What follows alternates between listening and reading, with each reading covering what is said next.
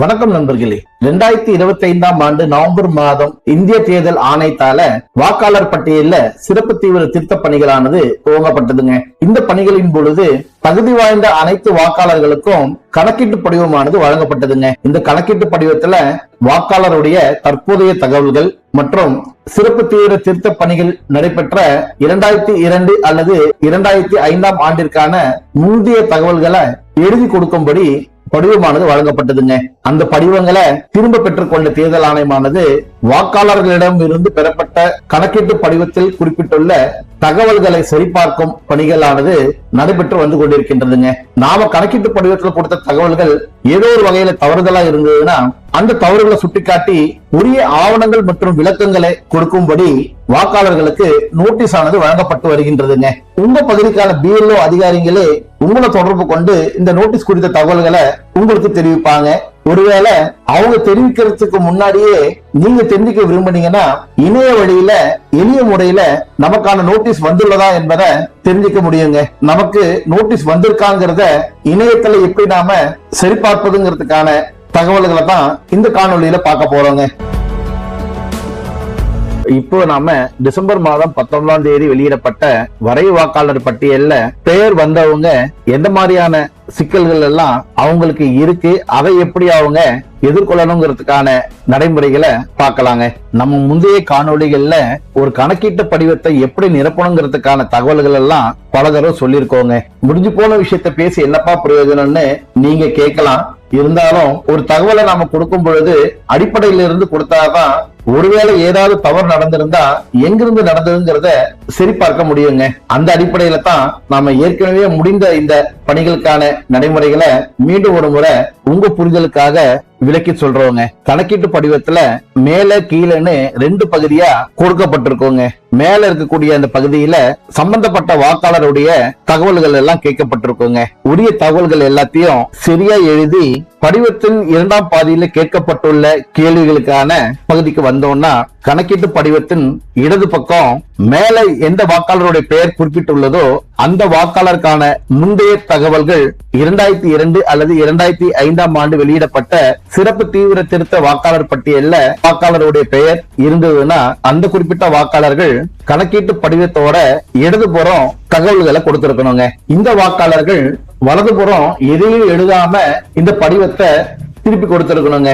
இதுவே அந்த சம்பந்தப்பட்ட வாக்காளருடைய பெயர் 2002 2005 ஆண்டு வெளியிடப்பட்ட சிறப்பு தீவிர திருத்த வாக்காளர் பட்டியல்ல இல்ல அப்படின்னா அந்த குறிப்பிட்ட வாக்காளருடைய உறவினர்களாக கருதப்படும் தந்தை, தாய், தாத்தா, பாட்டி ஆகியோரின் தகவல்கள் 2002 அல்லது 2005 ஆண்டு வெளியிடப்பட்ட சிறப்பு தீவிர திருத்த வாக்காளர் பட்டியல்ல இருக்காங்கிறத சரி பார்த்து இந்த 4 உறவினர்கள்ல யாராவது ஒருத்தருடைய தகவல்களை கணக்கீட்டு படிவத்தோட வலது பக்கம் பூர்த்தி பண்ணி கொடுத்திருக்கணுங்க.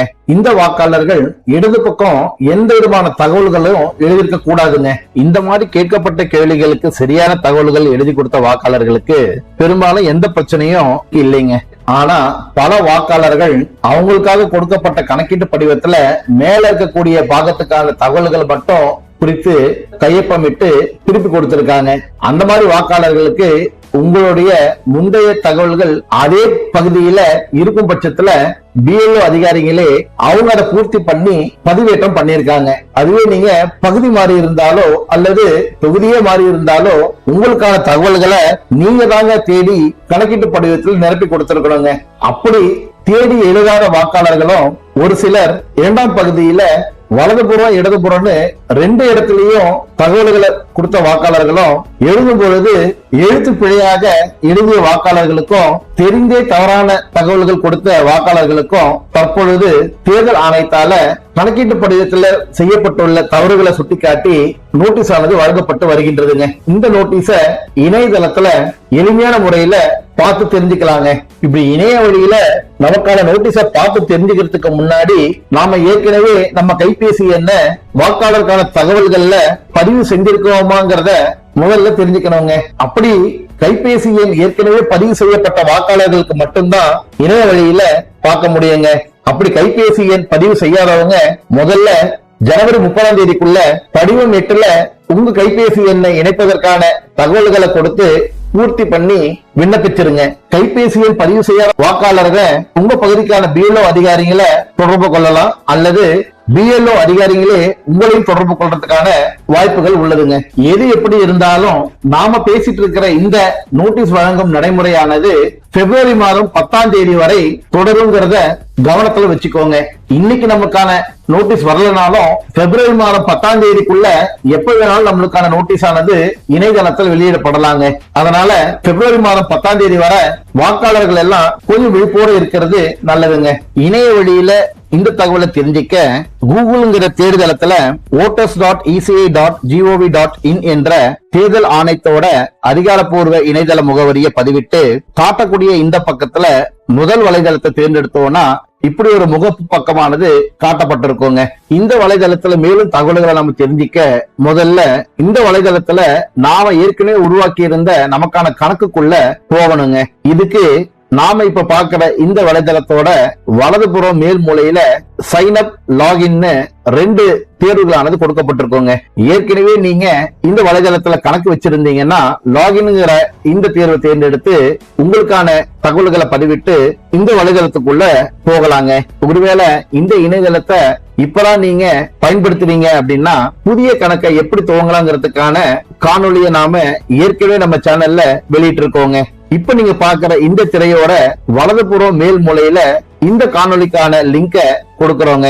இந்த லிங்க் ஒரு முறை தொட்டு இந்த வீடியோவை நீங்க பார்த்து எப்படி நீங்க இந்த வலைதளத்துல புதிய கணக்கு துவங்கலாங்கிறத தெரிஞ்சுக்கலாங்க. இந்த வலைதளத்துக்குள்ள வந்த உடனே இடதுபுறம் ஃபார்ம்ஸ்ங்கிற தலைப்புக்கு கீழே search your name in last SIR அப்படின்னு கேட்கப்பட்டிருக்குங்க. அதுக்கு கீழே பச்சை கலர்ல ஒரு பட்டன் மாதிரி submit document against notice issued அப்படிங்கிற அந்த பட்டனை ஒரு முறை தொட்டு தேர்ந்தெடுத்தோம்னா அடுத்த பக்கத்துல சம்பந்தப்பட்ட வாக்காளருடைய வாக்காளர் அடையாள அட்டை என்ன பதிவிட சொல்லி கேட்டிருக்கோங்க. இந்த இடத்துல வாக்காளர் அடையாள அட்டை என்ன பதிவிட்டோம்னா நீங்க ஏற்கனவே வாக்காளர் அடையாள அட்டையில அதிகாரப்பூர்வமா இணைத்திருந்த கைபேசி எண்ணுக்கு ஒரு ஓடிபி ஆனது குறுஞ்செய்தி மூலமாக அனுப்பி வைக்கப்படுங்க. அந்த ஓடிபி என்ன இங்க பதிவிட்டு சப்மிட் கொடுத்தீங்கன்னா ஒருவேளை உங்களுக்கான நோட்டீஸ் வழங்கப்பட்டிருந்தா பூர்த்தி பண்ணி கொடுத்த கணக்கீட்டு படிவத்துல எந்த மாதிரியான தவறு நடந்திருக்குங்கிறத சுட்டிக்காட்டி இங்கேயே தகவல்கள் ஆனது தெரிவிக்கப்பட்டிருக்குங்க. மேலும் அந்த தகவல்களுக்கான உரிய ஆவணங்கள் சமர்ப்பிக்கவும் இங்கேயே வசதிகள் செய்யப்பட்டுள்ளதுங்க. பொதுவா நீங்க எந்த ஆவணத்தை சமர்ப்பிக்க விரும்புறீங்களோ அந்த ஆவணத்தோட நகல் எடுத்து அந்த நகல் பிரதியில கையொப்பமிட வேண்டுங்க. பிறகு கையொப்பமிடப்பட்ட இந்த நகலை ஒரு புகைப்படம் எடுத்து சமர்ப்பிக்க வேண்டிய ஆவணங்கள்னு ஒரு பட்டியல் கொடுக்கப்பட்டிருக்கோங்க.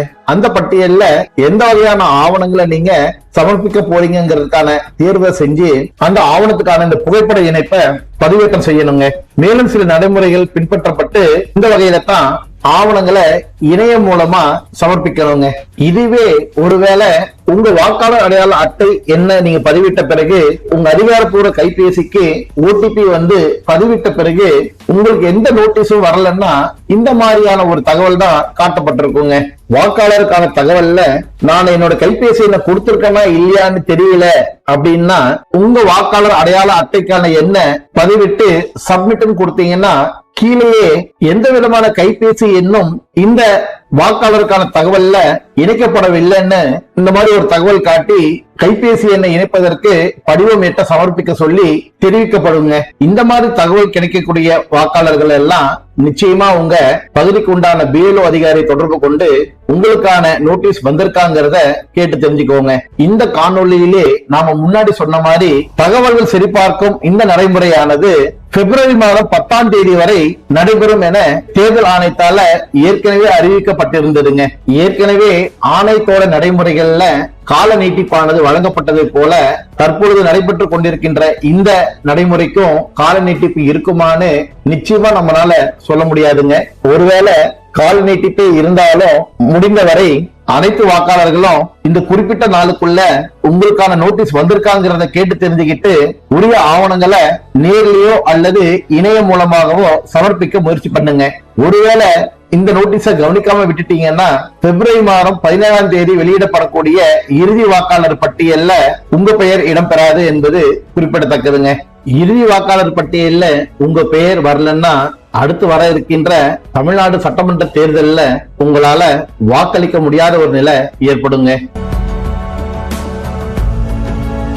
இந்த காணொளி குறித்து உங்களுடைய கருத்துகளையும் விமர்சனங்களையும் கமெண்ட்ல பதிவிடுங்க. மேலும் இன்னொரு பயனுள்ள காணொளி மூலமா உங்களை நான் சந்திக்கிறேங்க. நன்றி.